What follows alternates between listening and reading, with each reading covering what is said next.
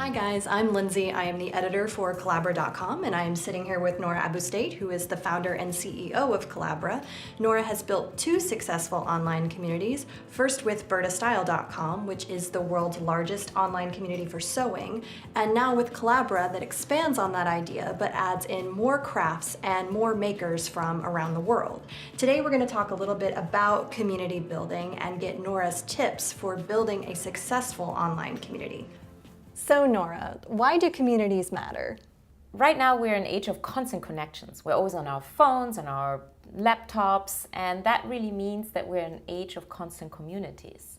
And these communities are the source of the most important economic energy because they release the most value. Social recommendations, personal shopping, it really makes the user a much more efficient customer, more informed, and then there's more data, and so we can be much more efficient and relevant. What's your number one tip for people who want to build an online community? My number one tip is actually you have to ask yourself, do you really need to build a community?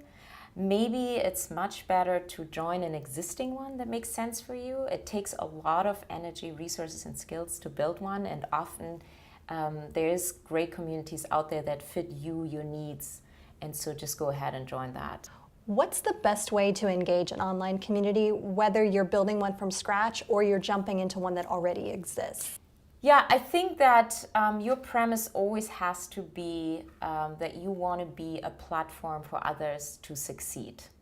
So it's not about yourself, it's not about your brand, it really is how can you give value to the participants of that community, giving access to the tools and resources that they need.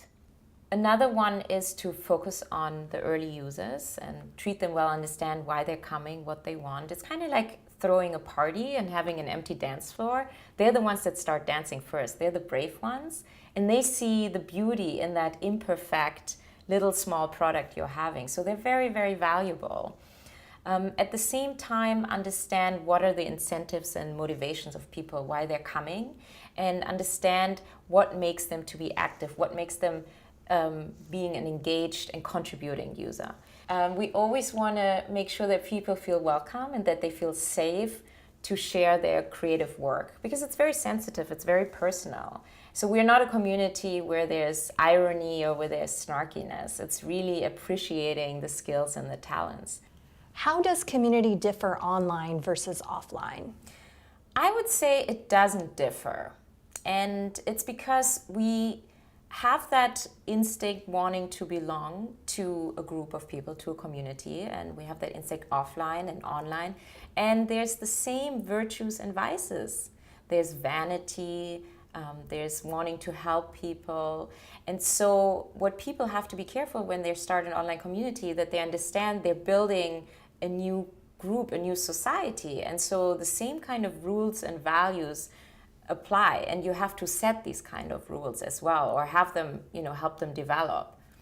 So Nora, after building two successful communities, first with BirdaStyle and now with Kollabora, what's the biggest lesson you've learned along the way? Yeah, I think the biggest lesson is that a community and building a community is not just building a product like a chair or something, right? The whole team has to be engaged and excited about that community. So when you hire people, when you work with people, it really is about they need to understand the soul and the spirit of the community, and they need to live it in an authentic manner.